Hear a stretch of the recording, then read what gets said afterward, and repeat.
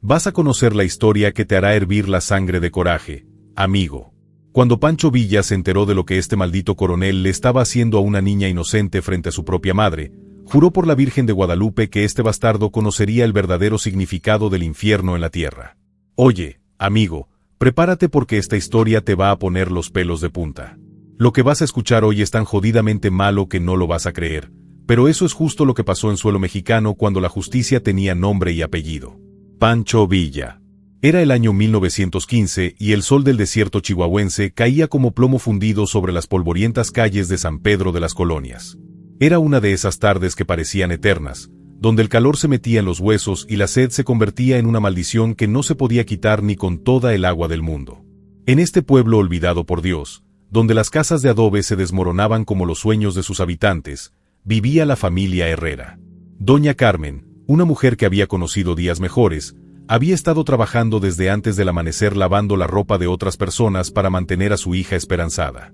Una niña de apenas 17 años que tenía la belleza de la mismísima Virgen María y el corazón más puro que jamás había caminado por esta tierra, pero en este pueblo, como en tantos otros durante esos años de revolución, había un hijo de un que creía que todo le pertenecía por derecho divino. Su nombre era el coronel Eugenio Maldonado, un militar federal que había llegado con sus soldados 6 meses antes, estableciendo su cuartel en la casa más grande del pueblo, que había pertenecido al hombre ascendido más rico antes de que la revolución lo enviara al otro mundo. Este bastardo de Maldonado era el peor tipo que esta tierra había dado a luz. Su rostro estaba picado de viruela, sus ojos como 2 brasas apagadas y una sonrisa que helaba la sangre de cualquier cristiano. Vestía un uniforme lleno de decoraciones que había robado a los muertos y caminaba por el pueblo como si fuera el mismísimo emperador de México. Todos los días este desgraciado se despertaba con una sola obsesión: hacer sufrir a la gente honesta. Recaudó impuestos que no existían. Se quedó con la comida de las familias.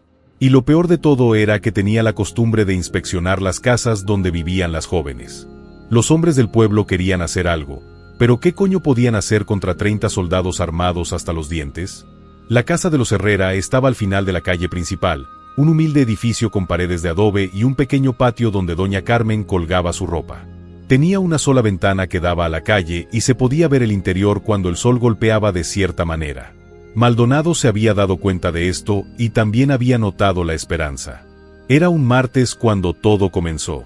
Maldonado montó su caballo negro, seguido por 2 de sus soldados más sanguinarios. El ruido de los cascos resonaba en el silencio mortal del pueblo, porque cuando éste estaba cerca, incluso los perros se escondían. Se bajó del caballo con esa arrogancia que caracteriza a los cobardes cuando tienen poder y se dirigió directamente a la casa de los Herrera. Doña Carmen estaba en el patio y cuando lo vio llegar sintió que se le salía el corazón de la boca. Esperanza estaba adentro ayudando a doblar la ropa limpia. «Buenas tardes, señora», dijo Maldonado con esa voz pastosa que era repugnante. «Vengo a hacer una inspección de rutina. He aprendido que las armas revolucionarias pueden estar escondidas en esta casa». Doña Carmen sabía que era mentira, pero también sabía que contradecir a este animal significaba la muerte. «No tenemos nada que ocultar», mi coronel respondió con la voz temblorosa como una hoja al viento. «Voy a decidir eso», gruñó Maldonado y sin más ceremonia entró a la casa seguido por sus soldados. Esperanza estaba en la sala principal y cuando vio entrar a estos hombres, su sangre se congeló en sus venas. Lo que sucedió después fue el comienzo de una pesadilla que duraría meses. Maldonado encontró cualquier excusa para regresar día tras día. Siempre con la misma excusa de inspecciones. Y cada vez que venía, sus ojos estaban fijos en la esperanza, como si fuera un trozo de carne colgado en el mercado.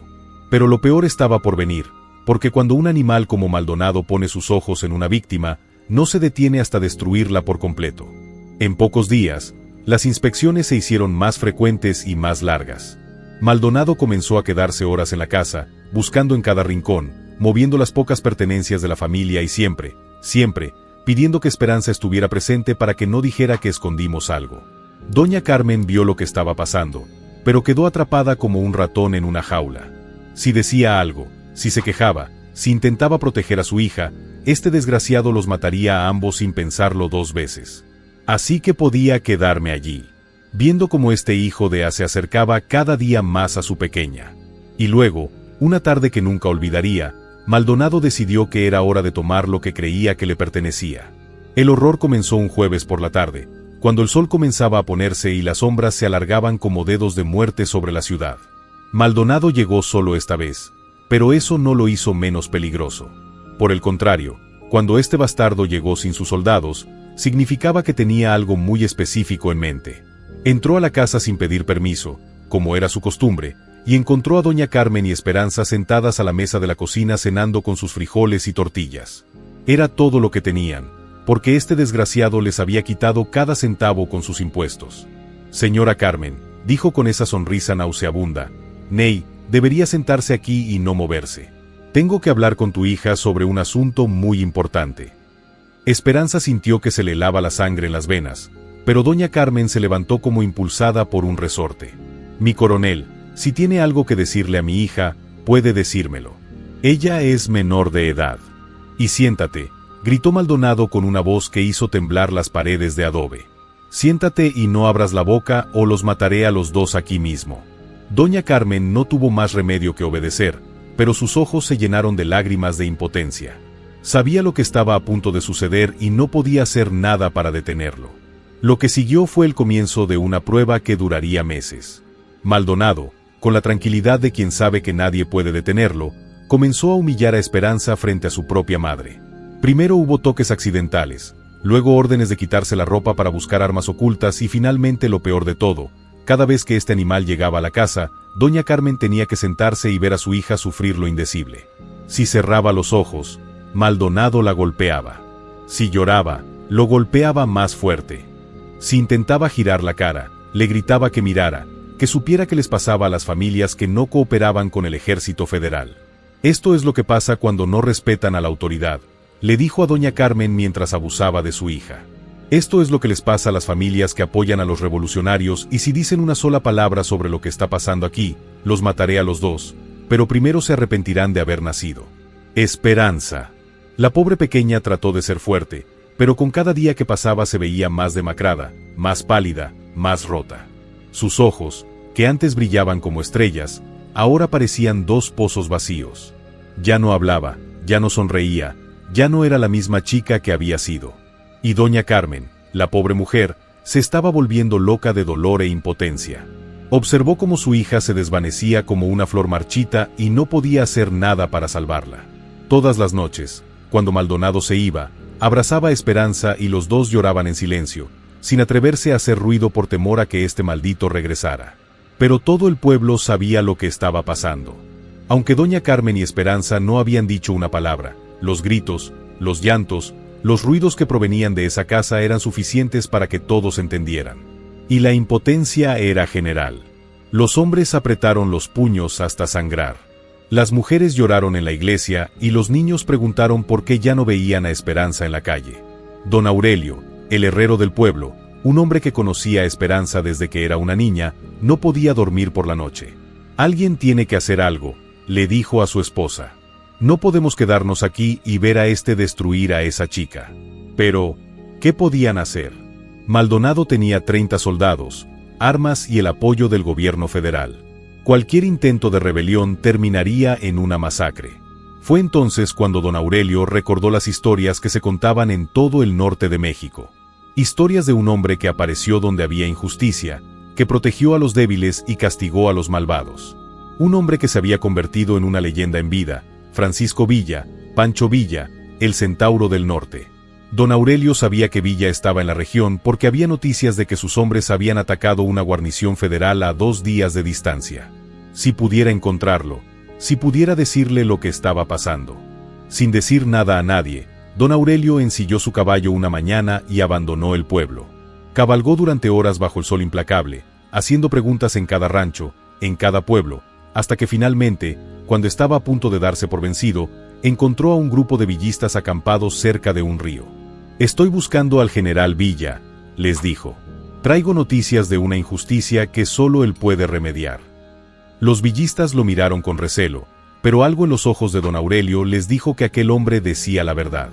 Lo llevaron a Villa y allí, temblando de emoción y miedo, don Aurelio le contó todo lo que sucedía en San Pedro de las Colonias. Cuando terminó de hablar, Villa se quedó en silencio por un momento que pareció eterno. Sus ojos, que normalmente brillaban con una luz alegre, se habían vuelto fríos como el hielo. Sus manos, que descansaban sobre sus rodillas, se habían cerrado en puños. ¿Cómo se llama ese?, preguntó con una voz que apenas era un susurro, pero que daba más miedo que cualquier grito. El coronel Eugenio Maldonado respondió a don Aurelio. Villa asintió lentamente y luego gritó a sus hombres: «Ensillen los caballos. Nos vamos a San Pedro de las Colonias. Hay un perro que necesita conocer la justicia». Villa y sus hombres cabalgaron durante toda la noche y parte del día siguiente. Había 50 jinetes montados en los mejores caballos del norte, armados hasta los dientes y con corazones llenos de justa indignación. Porque si había algo que Francisco Villa no podía soportar, era que un bastardo con poder abusara de una niña inocente. Llegaron a las afueras de San Pedro de las Colonias cuando el sol estaba en su punto más alto. Villa ordenó ser alto y reunió a sus hombres bajo la sombra de algunos árboles de mezquite. Tuve que planear esto muy bien porque no se trataba solo de matar a Maldonado, se trataba de enviar un mensaje que llegaría al infierno mismo. «Escúchenme, chicos», Villa dijo con esa voz que podría ser suave como la seda o dura como el acero. «Ese pueblo tiene 30 soldados federales, pero no vamos a entrar disparando como locos. Vamos a ser más inteligentes que esos bastardos». Envió a 2 de sus hombres más confiables, Rodolfo y Crescencio, a entrar en el pueblo disfrazados de arrieros. Tenían que averiguar dónde estaban los cuarteles, exactamente cuántos soldados había y, sobre todo, dónde estaba Maldonado en ese momento. Los 2 villistas regresaron al atardecer con información completa. Maldonado estaba en el cuartel que había establecido en la Casa de los Muertos Ascendido. Tenía 28 soldados porque 2 habían desertado la semana anterior. Y lo más importante, tenía la costumbre de ir a la casa de los Herrera todas las tardes, siempre a la misma hora, siempre solo. «Perfecto», murmuró Villa y una sonrisa feroz se dibujó en su rostro. Ese sabrá lo que es el miedo real. El plan era simple, pero brillante. Villa y 10 de sus hombres entraban en la ciudad por la noche, disfrazados de trabajadores. Se escondían en las casas de las familias que conocían la situación y estaban dispuestas a ayudar. El resto de los villistas se quedarían en las afueras, listos para atacar los cuarteles si fuera necesario. Pero Villa tenía algo muy específico en mente para Maldonado. No iba a matarlo con una bala como cualquier animal. No, este bastardo iba a sufrir lo que había hecho sufrir a esa niña inocente. Cuando cayó la noche, Villa y sus hombres entraron en la ciudad como fantasmas. Don Aurelio los esperaba en su herrería y otros vecinos que ya no soportaban la situación los recibieron en sus casas. Todos estaban dispuestos a arriesgarse porque ya no podían vivir con la vergüenza de lo que estaba sucediendo. Villa se escondió en la casa de don Aurelio, que estaba exactamente enfrente de la casa de los Herrera. Desde la ventana podía ver la puerta principal y el patio donde doña Carmen lavaba su ropa. Era la posición perfecta para observar cuando llegó Maldonado. «¿A qué hora viene ese desgraciado?», preguntó Villa. «Siempre a las 6 de la tarde», respondió don Aurelio. «Puntual como un reloj. Es lo único puntual que hace el hijo de un hijo». Villa miró su reloj. Eran las 5:30. «Perfecto. Cuando llegue allí, voy a entrar por la puerta trasera. Quédate aquí y no te muevas hasta que me vaya». Pero don Aurelio lo detuvo. «General, tengo que decirle algo más. Ese animal siempre obliga a la señora Carmen a quedarse en la habitación viendo lo que le hace a su hija. Es parte de su maldad». Los ojos de Villa se iluminaron como brasas. «¿Qué has dicho?». «Que la madre tiene que verlo todo, general. Si cierra los ojos, la golpea. Si intenta girar la cara, la golpea más fuerte. Dice que es para que aprenda lo que le sucede a las familias que no cooperan». Villa no dijo nada, pero sus manos se apretaron en puños con tanta fuerza que sus nudillos se pusieron blancos. En sus muchos años de revolución había visto todo tipo de maldad, pero esto era lo peor que había escuchado en su vida. «Ese va a rogar por la muerte antes de que termine con él», murmuró. A las 6 en punto, como había dicho don Aurelio, se escuchó el ruido de cascos en la calle. Era Maldonado, montado en su caballo negro, con esa arrogancia que caracterizaba a los cobardes cuando se creían intocables. Villa lo vio bajarse de su caballo y dirigirse a la puerta principal de la casa de los Herrera. Esperó hasta que entró el maldito y luego se movió como una sombra hacia la parte trasera de la casa. Conocía bien estas construcciones de adobe. Todos tenían una puerta trasera que conducía al patio donde se lavaba la ropa. Llegó a la puerta trasera y juntó la oreja. Podía escuchar la voz pálida de Maldonado diciendo sus amenazas habituales y también el grito ahogado de doña Carmen, pero no podía escuchar la voz de la esperanza. La niña ya ni siquiera lloraba, no le quedaban lágrimas. Villa respiró hondo, se persignó como lo hacía antes de cada batalla, y luego, con un movimiento rápido y silencioso, abrió la puerta trasera y entró en la casa. Fue el momento de la justicia. Villa entró en la casa como un fantasma vengador. Sus botas no hacían ruido en el piso de tierra y se movió por el pequeño pasillo que conducía a la sala principal con la precisión de un cazador que ha encontrado a su presa. Cuando llegó al umbral de la puerta, vio la escena que helaba la sangre en sus venas. Maldonado estaba allí cometiendo su maldad habitual, mientras doña Carmen permanecía sentada en una silla con los ojos llenos de lágrimas, pero obligada a mirar. Esperanza estaba acostada en la colchoneta con la mirada perdida en el techo, como si su alma ya hubiera abandonado su cuerpo. Villa sacó su pistola y apuntó directamente a la cabeza de Maldonado. «Aléjate de ella, hijo de un». Maldonado se dio la vuelta como si le hubieran metido un hierro candente en el culo. Cuando vio a Villa de pie en la puerta, armado y con los ojos en llamas, su alma salió de su boca. Tomó su pistola, pero Villa ya se había movido y le había puesto el cañón de su arma directamente en la frente. «Ni siquiera pienses en mudarte, hijo de puta. Un solo movimiento y los exploto». Maldonado comenzó a temblar como una hoja. Este hombre que había aterrorizado a todo un pueblo durante meses, que se había creído el rey del mundo, ahora temblaba como un niño asustado. «¿Quién? ¿Quién eres?», balbuceó. «Soy Francisco Villa, el hombre que te va a enseñar lo que es la verdadera justicia». Al escuchar ese nombre, Maldonado orinó en sus pantalones. Todos en el norte de México conocían las historias de Villa y todos sabían que cuando este hombre vino a hacer justicia, no había poder humano para detenerlo. «General Villa, bable, yo no lo sabía. Estas mujeres son espías revolucionarias. Solo los estaba cuestionando». «Cállate, mentiroso, hijo de P», rugió Villa. «Creo que voy a creer tus malditas mentiras». Villa se dirigió a doña Carmen y Esperanza con una voz completamente diferente, suave y paternal. «Señoras, vístanse y salgan de aquí. Ve a la casa de don Aurelio, el herrero. Él los cuidará mientras yo cuido de este animal». Doña Carmen ayudó a su hija a levantarse y vestirse. Esperanza parecía no entender lo que estaba pasando, como si todo fuera un sueño. Al pasar junto a Villa para irse, doña Carmen se detuvo por un momento. «Gracias, general», susurró. «Gracias por salvar a mi niña. No me dé las gracias todavía, señora. Esto apenas comienza». Cuando las mujeres se fueron, Villa cerró la puerta y se volvió hacia Maldonado.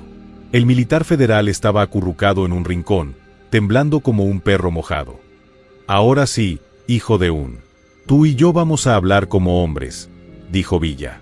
«Pero primero voy a mostrarles lo que es ser la víctima». Lo que siguió fue una lección de justicia que Maldonado nunca olvidaría. Villa lo ató de pies y manos, lo cargó como un saco de frijoles y lo llevó a la plaza principal de la ciudad. Allí, con la ayuda de sus hombres, que ya habían tomado el control del cuartel sin disparar un solo tiro, construyó una horca improvisada. Pero antes de ejecutarlo, Villa tenía algo más que hacer. Ordenó que se tocaran las campanas de la iglesia para que toda la gente pudiera reunirse. Quería que todos vieran lo que le sucedió a los bastardos que abusaron de las mujeres. Cuando todo el pueblo estuvo reunido, Villa puso a Maldonado en la horca, pero no le puso la soga alrededor del cuello. En cambio, comenzó a contar en voz alta y clara todos los males que este animal había cometido. «Este hijo de ha abusado de una niña inocente frente a su propia madre», gritó Villa.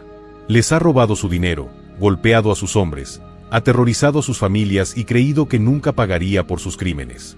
La gente del pueblo comenzó a gritar, a pedir justicia. Algunas mujeres lloraron de alivio.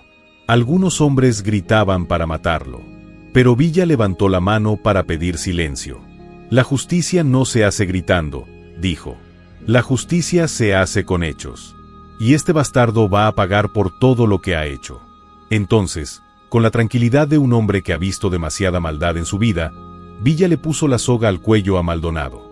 El ejército federal comenzó a llorar, a suplicar, a prometer que cambiaría. «Ahora tienes miedo». «No, bastardo», dijo Villa. Ahora sabes lo que es sentirse impotente. Ahora entiendes lo que sintió esa chica cuando la obligaste a hacer lo que querías. Maldonado lloró como un niño, pero Villa no sintió ni una pizca de compasión. Había visto demasiado sufrimiento causado por animales como este. Eugenio Maldonado, dijo Villa con voz solemne, por los crímenes que ha cometido contra la familia Herrera y contra el pueblo de San Pedro de las Colonias, lo condeno a muerte. Que Dios tenga misericordia de tu alma, porque yo no tengo ninguna. Y luego, sin más ceremonia, Villa tiró de la palanca. Maldonado cayó, la cuerda se tensó y su cuello se rompió con un ruido sordo que resonó en toda la plaza. Su cuerpo se balanceó por un momento y luego se congeló. Todo el pueblo gritó de alegría.